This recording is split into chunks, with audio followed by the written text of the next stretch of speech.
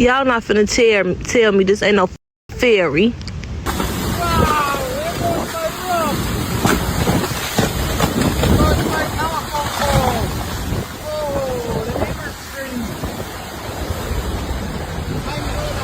And what's those things they're tearing down? Flock cameras? I mean, we're at that point. This isn't even America anymore. How did this happen? Like we're just being surveilled. surveilled, like obviously surveilled too. No, I actually have a theory about those. When it comes to flock cameras and all that shit being put up, like literally that's just there to piss you off. This is crazy, y'all. It's getting insane. Now, this is not a frog, and this is not science fiction anymore.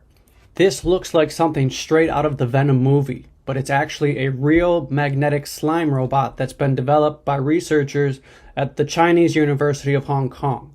It's been inspired by the shape-shifting symbiote from the Venom film. 兄弟还不跑？还不跑吧！我操！ Did y'all know that this dude right here that's under me is actually the Jack on how he looked before the incident or whatever? Yup, like here's his date of birth. He was born in 1887. And his real name was Ryan Kahn. Man, what's good with the collective? Y'all know we back with another banger, another reaction. I appreciate everybody who been tapping in, running up, and subbing up. If you new to the channel, please like, comment, subscribe. Hit that bell so you always notified whenever we drop them uploads. Y'all know we coming with about 4 videos every smooth 7. And this is for entertainment purposes as well. And when you like and comment and subscribe to the channel, helps Collective grow, helps Collective get bigger, helps more people who like this type of content tap in with this content. But I appreciate you if you're watching on TV, whatever the case is. Wish you a smooth 7. Might be a trigger warning or 2. I hope not. Don't forget to share and hype the video as well. I'll be forgetting to let y'all know. But I ain't gonna hold you. Y'all know what it is. Let's get straight to the video, man. Let's go.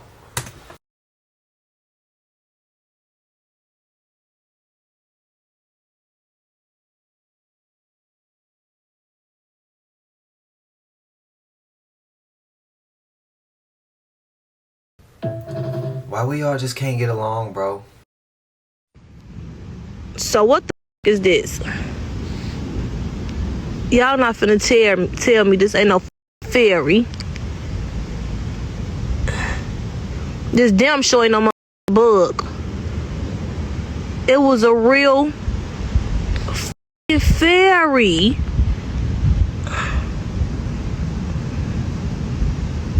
This damn show, this was not no bug. On my mama, this was not a bug. Who drowned this fairy, bro?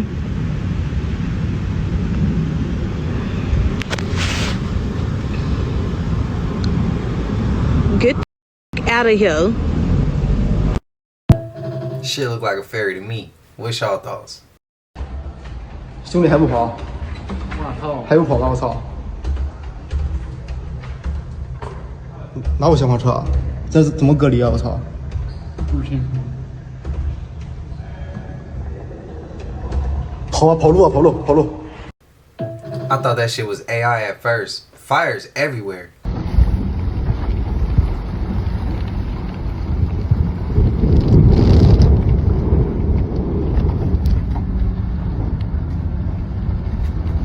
Wild. So sad.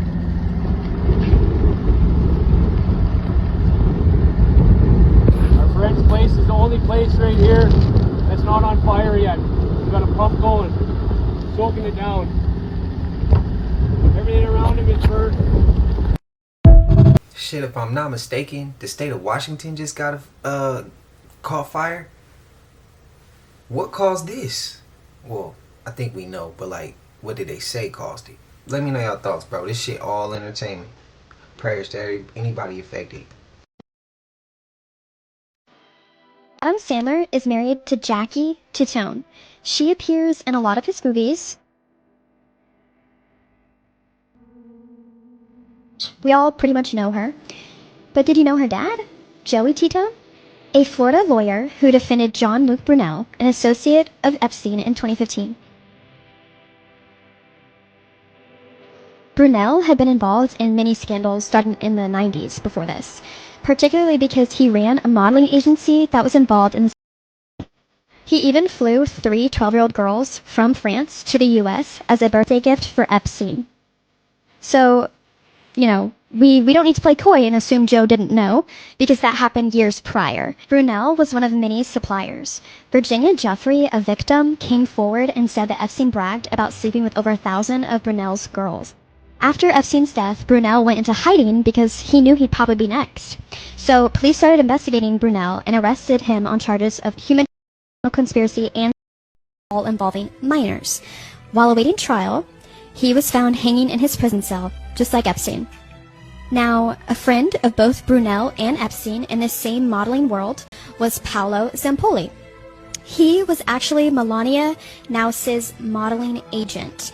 He filed her H-1B visa paperwork. He even said that she wasn't working for money in the US prior to receiving the visa because that's illegal. But that was a lie because she actually had been paid over $20,000 for 10 different modeling gigs in America prior to obtaining her visa, which is immigration fraud. Paolo Zampoli, her accomplice, is the one who introduced her to her husband. Back to Jackie, she started modeling in late high school in Florida, and no matter how hard I look, I can't find her modeling agency.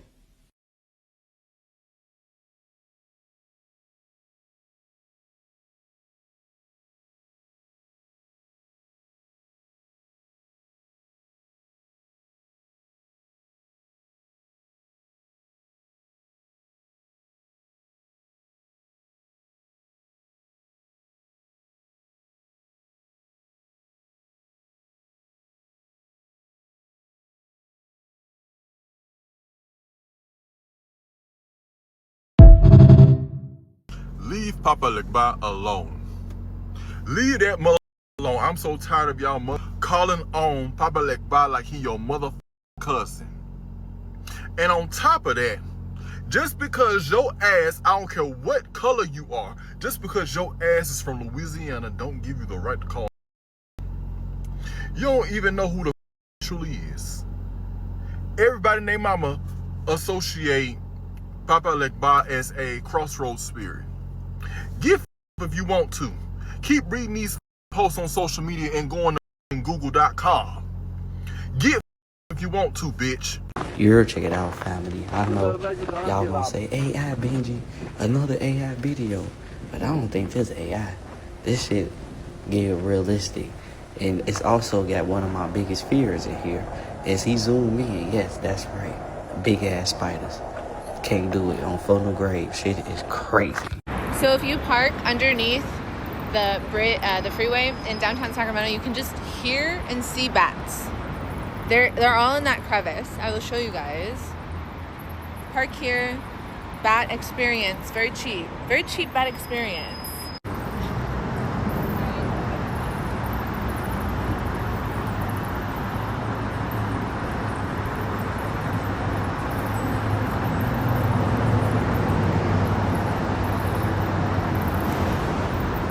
I got one of its little leggies moving. That's facts. Yeah, all through Old Sac, you can see that. Did y'all know that this dude right here that's under me is actually the jock on how he looked before the incident or whatever? Yup, like here's his date of birth. He was born in 1887. And his real name was Ryan Kahn. Yeah, this is crazy work. You could tell it's the jackal by how he looks. But did y'all know that the jackal was actually crazy before he came a ghost? Like he was one of them, if you know what I mean, when it comes to females. And he was a napper. Dude was fooling. To the point they had to put him in the asylum. And then they put him in the asylum, right?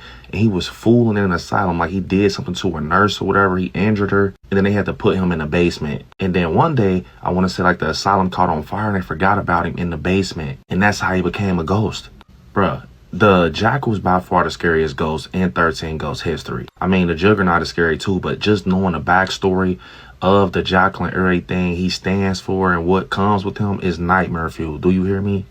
Like, dude was actually wilding. How you go from being out on the streets, doing what you was doing, taking people out, doing all the craziness, go to the asylum to get help, and still doing stuff to the point they had to put you in the basement of an asylum. And they had to put him actually this bird cage on his head or whatever because the stuff he was doing to his face, the scratches and everything, and put him in a straitjacket, and he was still finding a way to cause havoc. Y'all, at the end of the day, the Jackal he deserves his own movie. I know they're gonna try to do the backstory stuff I heard about, like, you know, the series, but the Jack can have his own movie at the end of the day. I'm not gonna lie, that's how scary he is, and everything that comes with him makes him scary, like the straight jacket, the bird cage, and just him scratching it. Bro, what he did to the daughter, that would stick with me forever, y'all. Yeah, I want to see the backstory of that, but damn.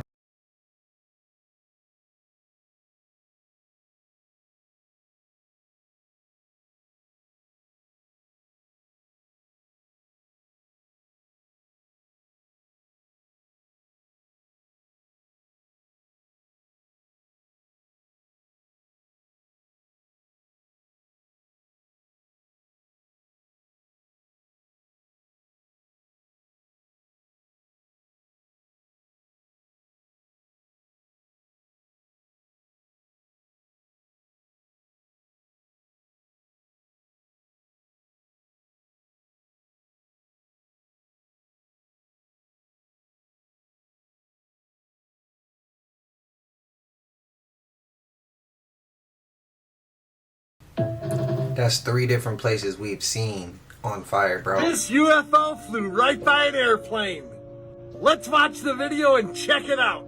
At normal speed, it goes really fast. There it is. There it is. But let's slow it down and watch it again. Watch really close. Here it is. There it was. Let's slow it down even more. There it is. What the heck was that, Booshkies? Well, that's definitely unidentified flying, and it's an object, baby.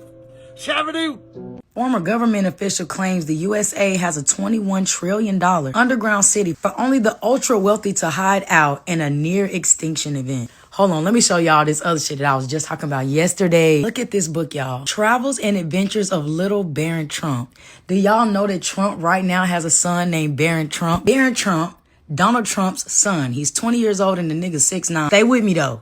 The author of this book is named Ingersoll Lockwood. So in this book about Baron Trump, look what it say. Across travels and adventures of little Baron Trump and his wonderful dog. And then 4 years later, he wrote Baron Trump's Marvelous Underground Journey. Y'all, check this. Watch the next book that this man wrote. The Last President, or 1900, written in 1896 by Ingersoll Lockwood. Let's see what this book is about. The Last President imagines a populist outsider winning the U.S. presidency, touching off mass riots, financial panic, and the collapse of the Republic in New York City. So anyways, to circle back to this, I do think there's an underground city. I think there's underground tunnels. I think it's a whole bunch of shit we don't know about because we're not the ultra wealthy. It don't say the wealthy. It says ultra wealthy. Damn, y'all. We're gonna be above ground scared as hell, man. But yeah, y'all drop in the comments what y'all think about this.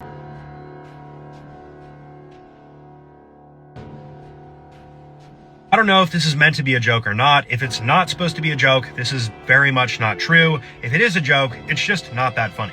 This video that I got tagged in shows a young woman by the name of Mackenzie Sharilla. We then see her profile picture on the Uber app, and a mention of her saying that she's going to be an Uber driver when she gets out of jail. For context, back in July of 2022, Mackenzie was driving her vehicle with her then boyfriend Dominic, as well as their friend Davion inside. Mackenzie then accelerated to 100 miles per hour, crashing into a brick wall. She did this on purpose as an attempt to take Dominic and Davion's life. She did end up taking their lives. She survived. Later, she was tried for she was then found guilty of, and now people are making jokes about her becoming an Uber driver because of the nature of her crime. I can guarantee you she wouldn't be able to become an Uber driver after getting out of prison, and it's just, again, not funny. Imagine your friend, brother, son passing away tragically like this, and people making jokes like this about their murder. It's just in poor taste. This truck driver hasn't been seen since he exposed the elite's underground city. This man arrives at the underground city. He's almost in disbelief at how big the place is. He also mentions that the part he's in is big enough to house hundreds of those 18-wheelers. So you can only imagine how massive this place is. He even mentions there's a train that runs through this underground secret city. He was never supposed to expose this information, and as a result, people online are saying they haven't seen him since. But before he shuts the camera off, wanted to show that that's a regular-sized pickup truck. And this is how tall the building goes up. Wherever he's at, this place is massive. The elite did not want this information out. As always, thank you for watching. Stay weird. Now remember the clip? I didn't know we went missing for that though. Hear me out on this, please, because this idea I've been having connects to stuff we're going through today. It's about our history being lost or replaced, whether intentionally or not.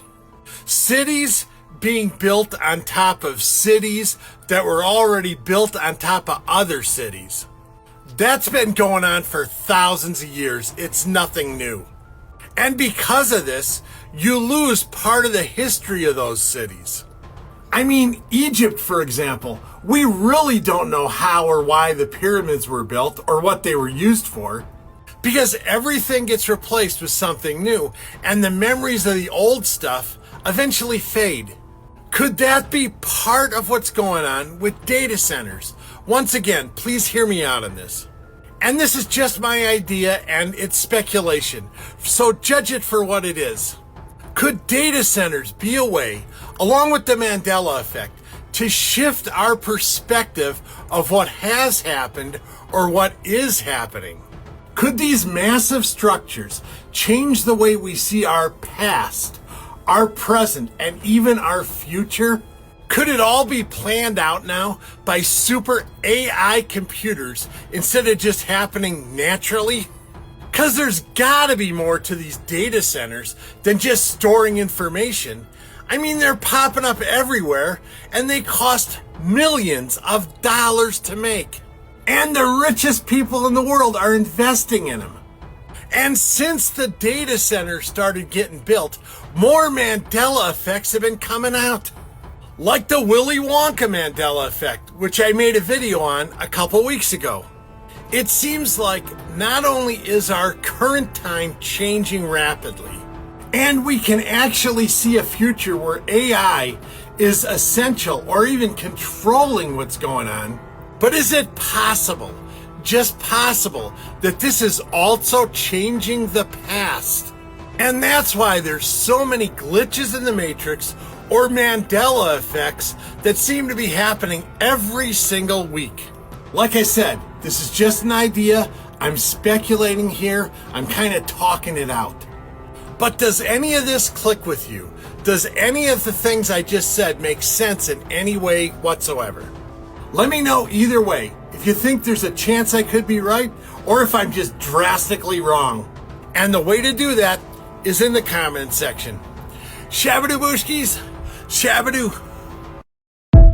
You know, I think Joe on to something. What y'all think? Caught a picture of an angel during a Tennessee wildfire. I don't think I talk enough about angels on here. I talk a lot about demonic things, demonic forces, and ghosts. The picture I'm going to show you in just a moment was submitted by one of my followers who lives in Western Tennessee. During a huge wildfire that was behind her house, she caught something truly amazing. She had been going outside on her porch several times throughout the day just to keep an eye on it to see if it was getting closer, and she had been watching the planes and helicopters drop water and stuff to suppress the fire. During the evening, she went back out to check one more time, and she just snapped a couple random pictures, and she captured this. You can see the raging fire behind her house, and she thought she was just snapping pictures to document it. She had no idea that she captured an angel, or what she believes to be an angel. One of the most common things I hear is angels in the Bible are not described the way we portray them here on earth with the wings and the halos.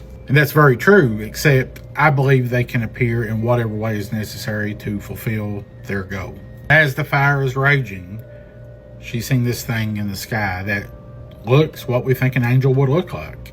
And she described herself as not being tech savvy. She don't know how to use Photoshop or to fake anything like this. Let me know in the comments what you think.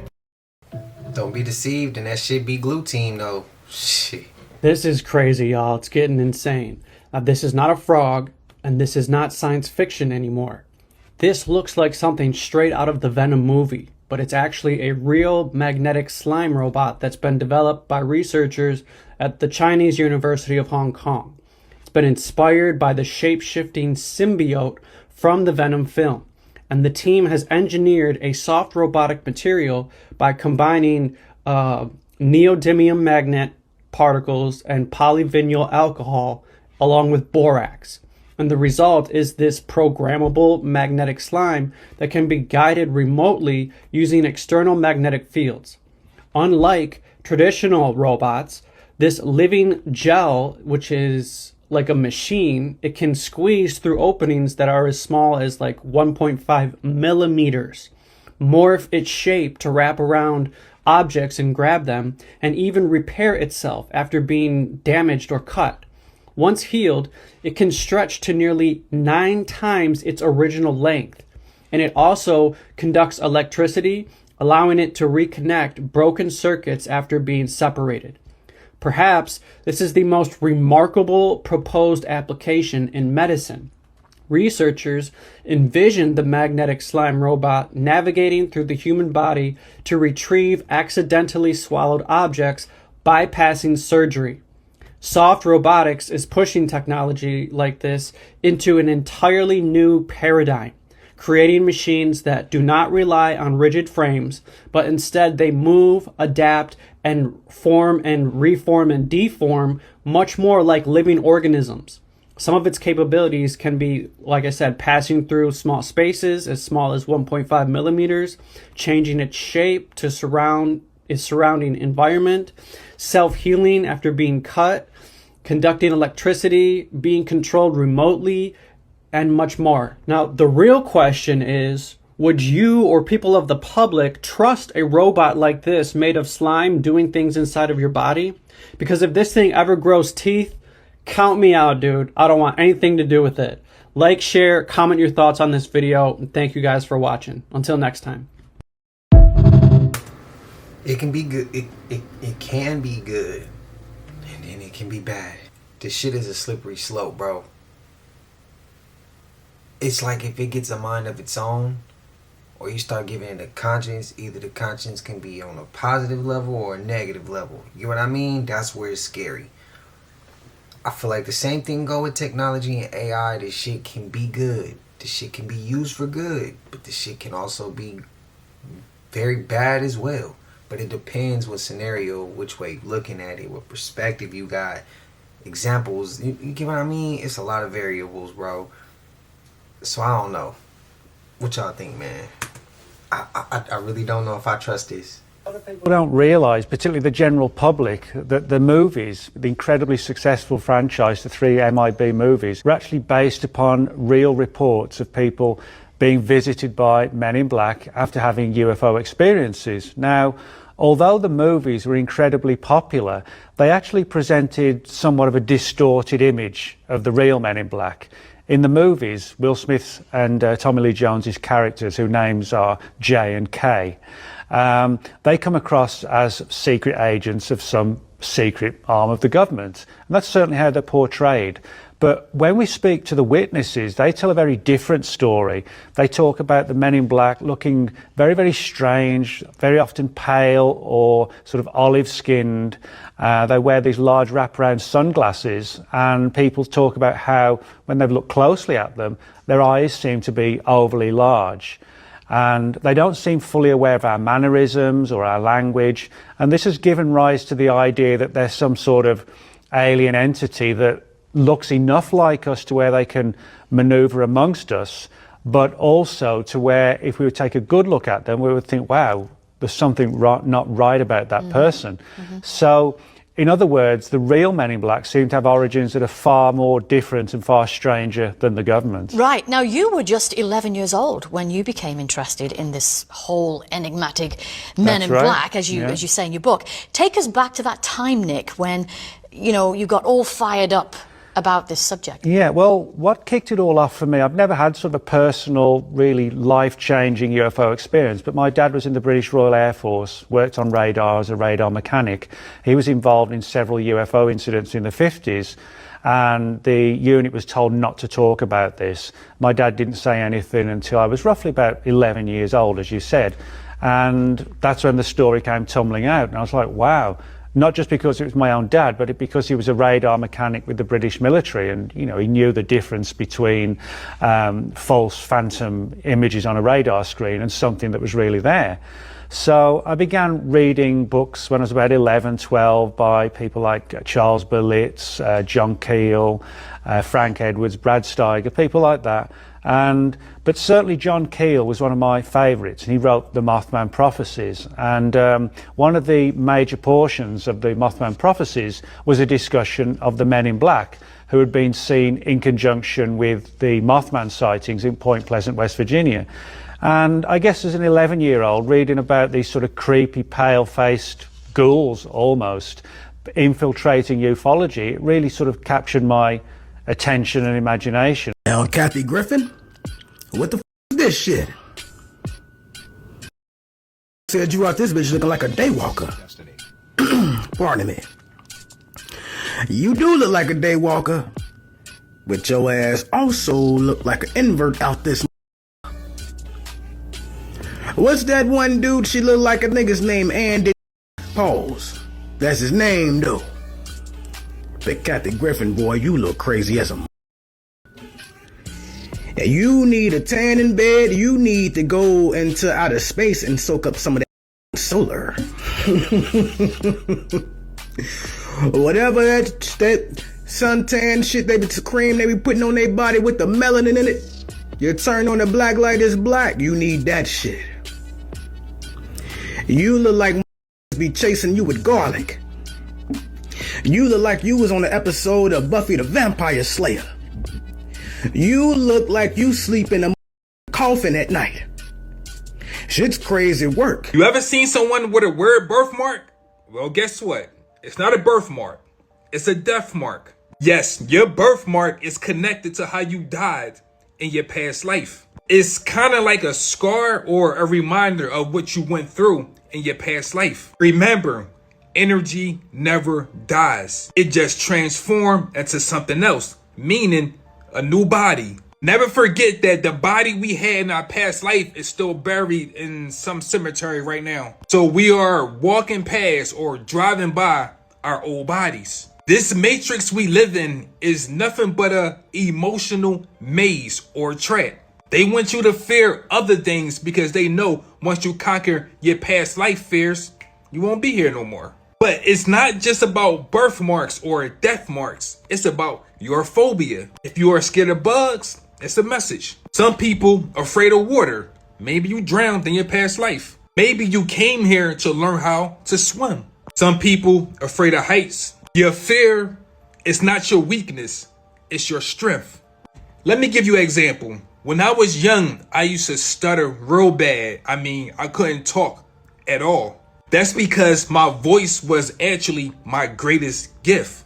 Whatever you fear is really your superpower. We all came here to be free. And the only thing that's keeping us back is our fears. But some people don't have no birthmarks. That's because they did not reincarnate.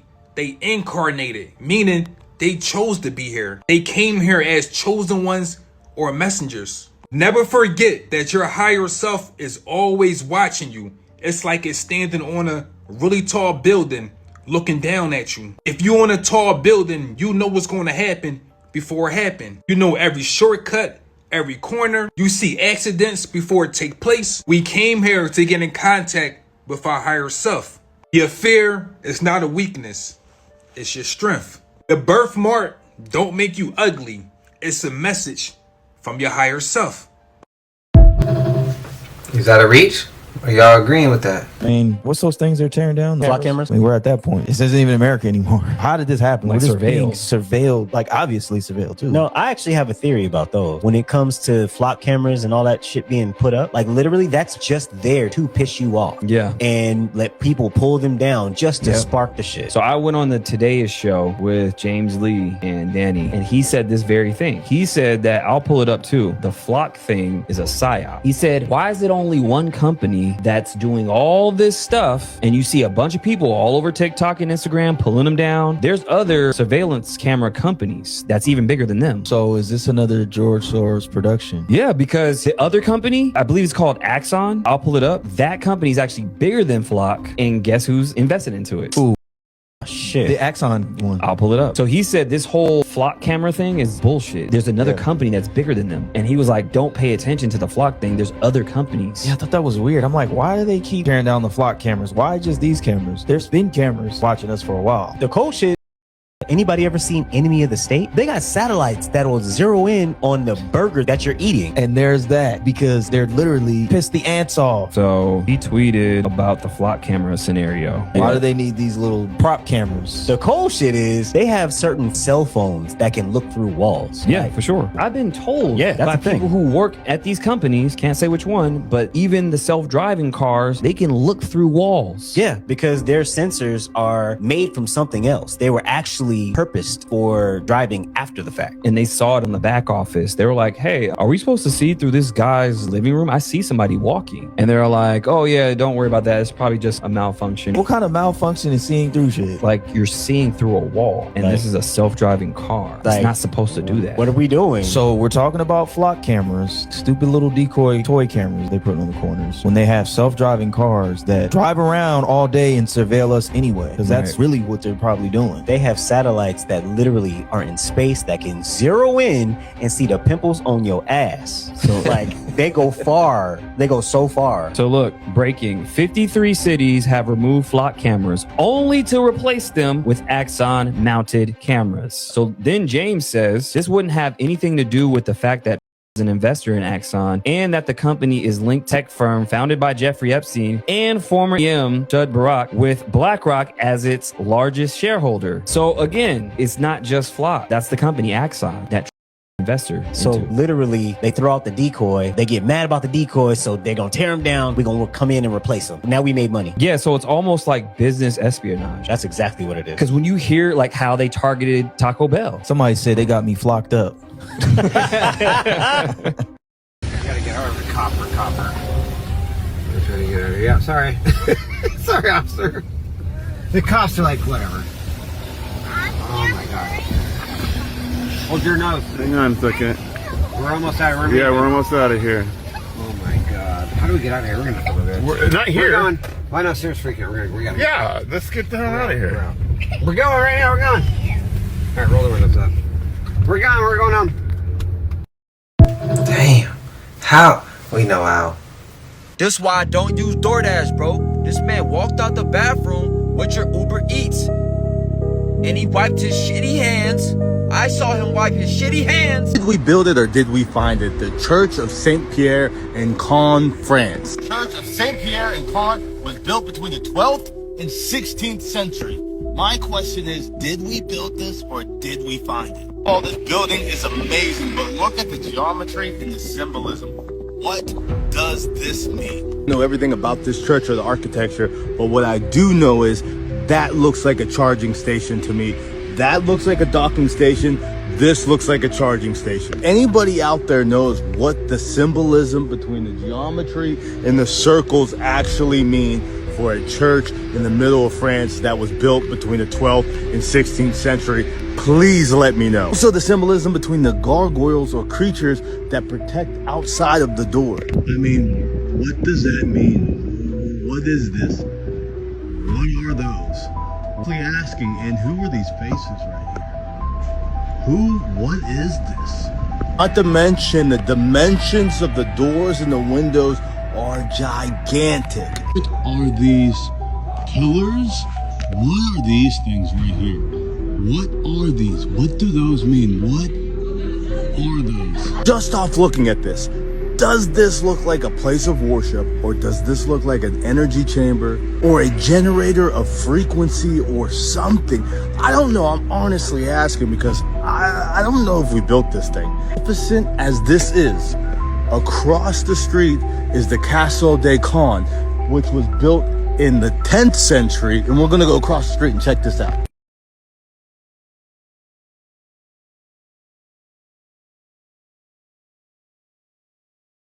Are a few cities out there, and I'm sure you can guess some of them, that I have to mentally prepare myself for before I research it, because the rabbit hole is always twice as deep as it was last time.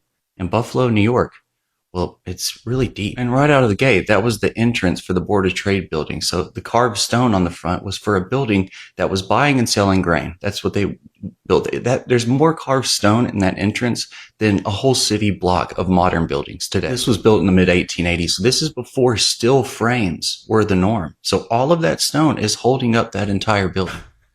I don't know how a historian can come to this building and just read about it and then move on. This is 50 unanswered questions. People see a building. I see 50 unanswered questions. Dr. Pierce's Palace Hotel, okay, it was a hotel and a medical institution, because when you're on vacay, nothing says vacay than having sick people right next to you. Yes, sir, it's no problem. A lot of people get lost in here. It's a big place. So you're going to go down the medical hall, okay, to the very end. Once you hear sneezing, coughing, and blood-curdling screams, take a right. Your room will be right there on the corner. And just go ahead and tag on more unanswered questions when you hear that it's a one-year build, 1877 to 1878. Dr. Pierce, the man that built this, that owned this structure, was making medical remedies with alcohol and opium in it. And as a former drug addict, that's messed up. But he was making bank probably. 3 years later, it burned. Well, he kind of deserved that, if you ask me. Now, I've talked about the post office. How much usable mail sorting space did they have to give up to have an atrium in there? I don't think they couldn't. They probably shouldn't have done that. Okay, why would you put a buff? Oh, because it's called the city.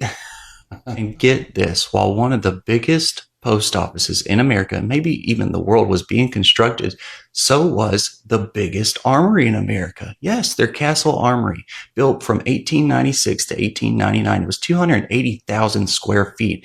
It filled 5 acres. The bank was right it was in there too with those other ones. So right at the end of the castle you just saw, okay, this was started to be built in 1900. Then it was opened in 1901. When that modest post office was opened. And in 1901, the Erie County Savings Bank built. This one's just, I was like, that's not in Buffalo. And it's not, obviously. They demolished it in the 1960s. They all look mythical. This was built in 4.5 years in the 1870s. It was done right when Dr. Pierce's Opium Palace Hotel was started. They just go from one to the next, or they just dump them all in one decade. So like I said, I need a healthy relationship with this city. So I'm going to take a break a little bit, but I'll get to part 2. I love y'all and have a good day. The people in the water, and the ones they catch are not being released, they are being taken. And something new in the water is making it easier to be caught every day. People were terrified after 50,000 people crossed into Ceuta in a single day. Some pulled under, others crushed against a stone wall, and within nearly 2 days, all were sent back into lines of police firing, with the ones grabbed trapped deep into the country. Haunting reports show the ones who escaped are not free, as they were sealed inside a fenced city they are not allowed to leave, packed into a camp far past what it was built to hold, and they are still counting the ones who never came back out of the water. But it gets much darker, as the same city is holding over 570 children in an area that only fits 30. With hundreds sleeping in parks completely alone, the exact children the law says it must protect first. I bet. Let's see if we got a high number of kids missing. I don't now. Barbecue sauce y'all making? This don't look appealing, dog. It don't. And y'all got them mask on and all that shit on. Brownies? What kind of dangerous chemicals y'all putting in that brownie? Huh? I don't want that I don't want that brownie. That ain't even no brownie. What the that? That's crazy work. That's a hard ass brownie if it's a brownie. I don't think that. Did y'all just make some hot chocolate powder or some shit? What the that a bunch of egg yolk? Now it's white. Y'all dyed the shit? I don't know. I don't know, dog. Ramen. Oh, hell nah. See, I might be in the top 1% that don't eat ramen. Let me tell you why. Boy, when we grew up, we was poor as a. That's all we used to eat sometimes was ramen and hot dogs. Boy, I don't want no parts of that shit. And now seeing how it's made, I really don't want that shit, dog. Crazy work. No, that shit ain't look good at all, dog. I don't want no ramen. I know you making some ramen. I be seeing making jailbreaks on social media. I don't want no parts of that shit. You can keep that shit where you got that shit at. I don't want it. You saw how that shit was made, dog. That shit can't be healthy for you, dog. That ain't even real noodles. It's some bullshit. But go ahead. You want to eat that shit, you can eat it. Facts, bro. We was so poor. Bro, who else has had to make toast and put, now you can put different things on it, but it's sugar toast. Shit sound crazy to even say. You putting honey on your toast. What about sugar toast? What about people put syrup on the toast? Peanut butter on the toast? Bro, I'm telling you, like, there's spaghetti I don't eat, ramen noodles I don't eat, spam I won't eat, well, pork in general. Bro, these is meals that when I was a kid, like, we ate that so much because we didn't have hot dogs. I will not touch a hot dog, and I seen how them was made. Bro, it's just some things, like, when you really poor and you really work to get out of that, there's certain meals you just don't want no more. But you understand there's people who still have to eat that. But, bro, me, I get upset if I gotta do it. I refuse. And I've been in a point, I was in a point where I had to do that and I still didn't do it, bro. Let me know y'all thoughts. I agree with what 23 Way say. I gotta agree with him.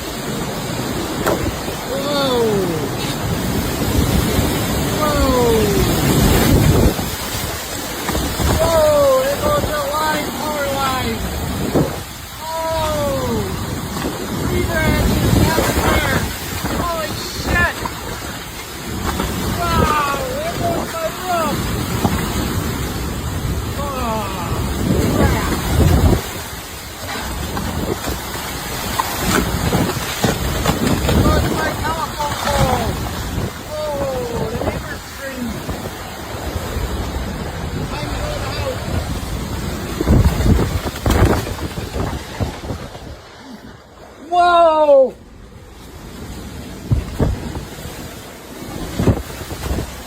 Holy shit!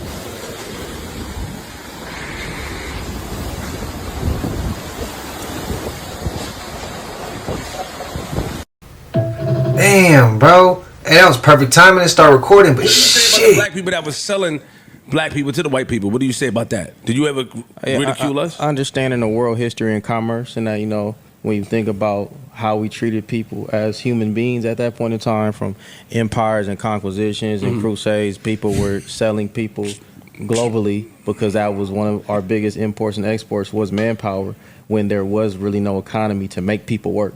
So without a set economy, you have these monarchies and oligarchies that need to force people to do things. So the slave trade is just kind of a proponent of that. Is if I can walk on a piece of land and say this is mine because I built a house here, how are you going to force people to do stuff, and how you going to grow your nation? It's all greed. We do the same shit now. We just make niggas go to work and pay taxes. Salute. Yeah, no, that's what I be saying when he told me. Salute that nigga. Yo, just salute that nigga. I ain't playing mind tennis. I ain't playing mind tennis with you niggas. Young niggas with facts. Yeah. I don't want to hear that. I mean, this shit is. Nigga, but you got toe started, nigga. Nah, he all right. Nah, salute. You right. I mean, look, man, you shouldn't be selling people and shit, but you know, somebody get it how you live, nigga. Yeah. That's how shit. Shout out to Vince Staples. The first time I can remember doing a big show in the Middle East, right before I went on stage, they gave me a list of all the things I wasn't supposed to address. So I took the list on stage, and that was the show. Don't talk about the royal family. Is that y'all or not? Just make fun of them. That crowd watching that comedy, it was like a baby tasting sugar. If I had choked a tiger out, they couldn't have been more impressed. After the show, they kept saying, "You just say that?" Never in my life have I seen some shit like this, bro. We have been on this bitch for an hour, dog. Look at all these people out of their cars, dude. Hours to what? I'm about to run again. 4 hours till we're able to leave? Who said that? It's coming in so many different directions. We don't know how it started. No one's telling us shit.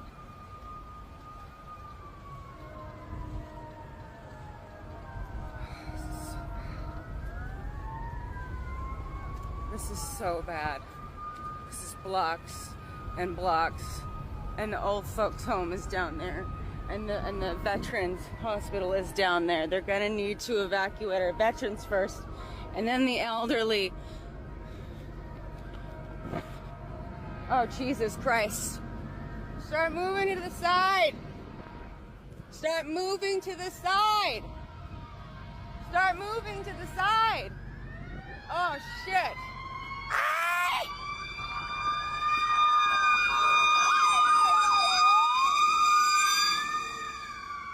Oh my God.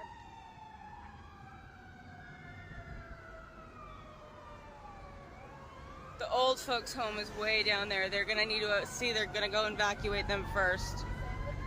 This is so not cool. This man doesn't even work for this city. He is just a citizen, just doing awesome shit, okay? I love you, man. Anyways, I need to go keep alerting my neighbors to turn on their sprinklers. I'll be back.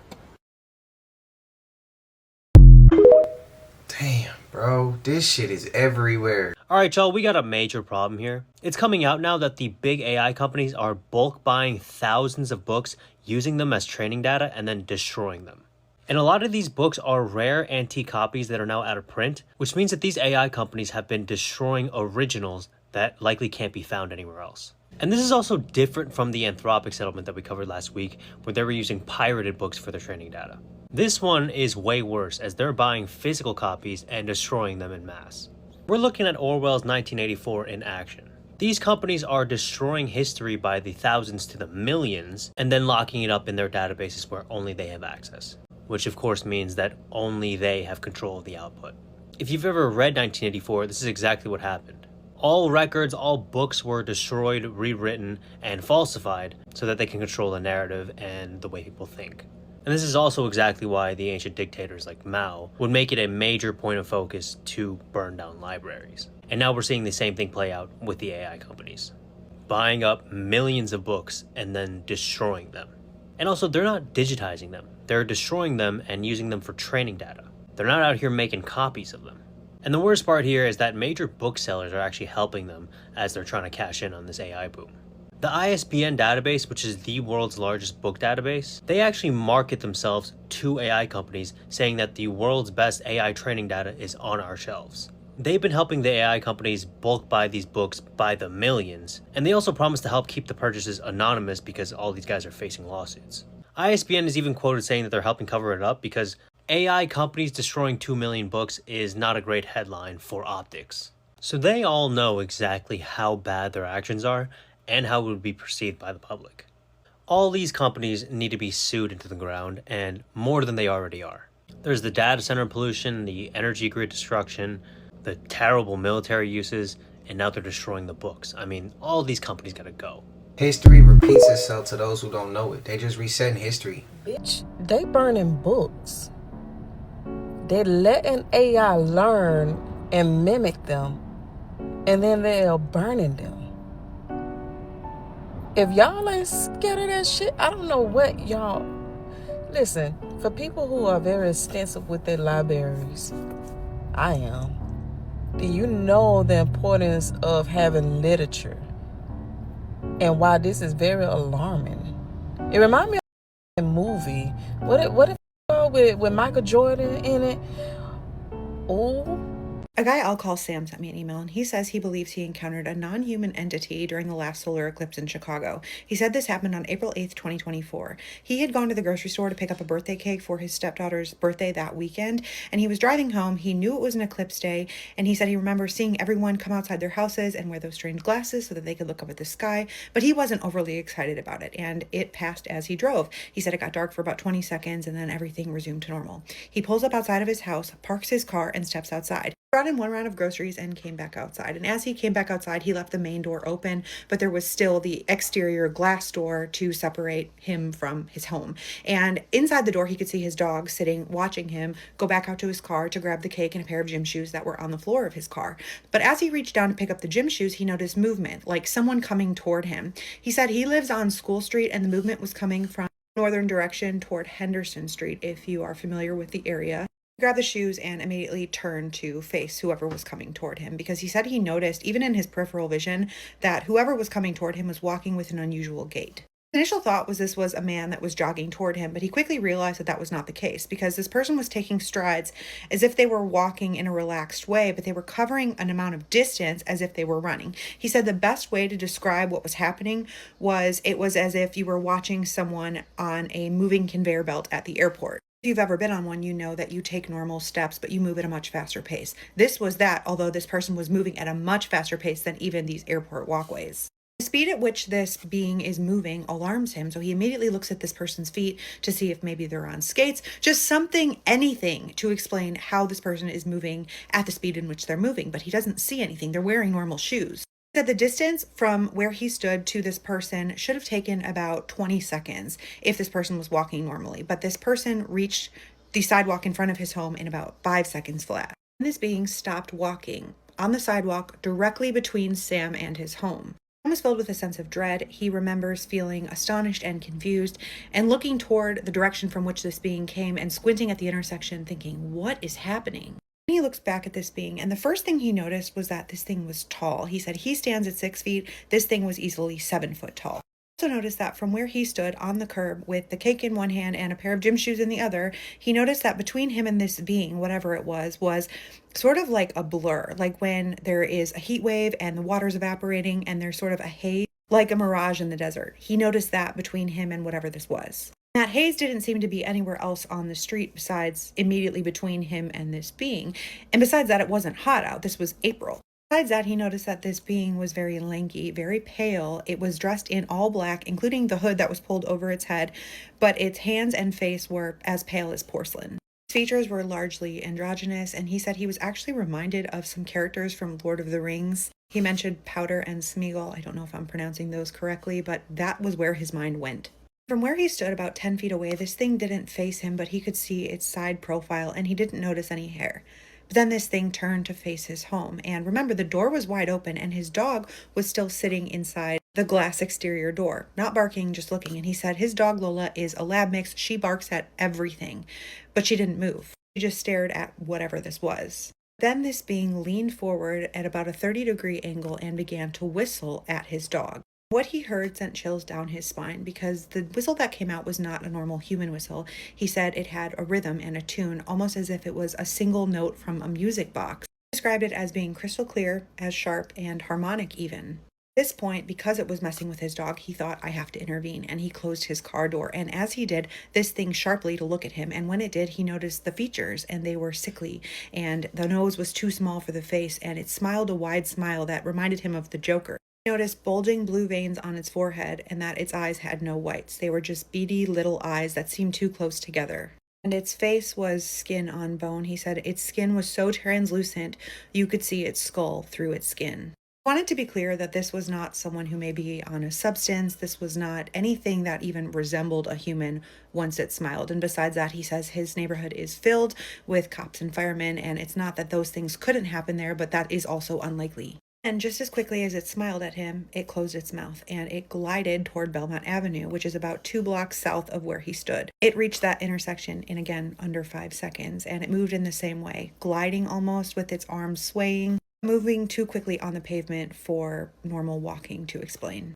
At that point, he decided he was going to go into his house because what else is there to do? But he said he only stood about 15 steps from his car to his front door, but those 15 steps felt like 100. His legs felt like they were filled with cement. He moved toward the door. He said he felt numb and floating. He says he has a beard, and even the hairs in his beard felt like they were lifted somehow, like a strange static had come over his entire body. The first thing he noticed when he got in the house was that he didn't see his dog, and his dog is always excited to see him, so he looked around for her and he found her curled up in a ball behind the couch. He still felt drained though, so he walked into the kitchen, put the cake down and his shoes, and took a seat because he said he still just didn't feel right, and the room felt like it was moving around him. But after about 20 seconds, everything went dark and then came back to normal. He could hear music playing from upstairs and the lights resumed to their normal brightness, and he went back out in the living room and his dog was wagging her tail as if she was completely normal again too.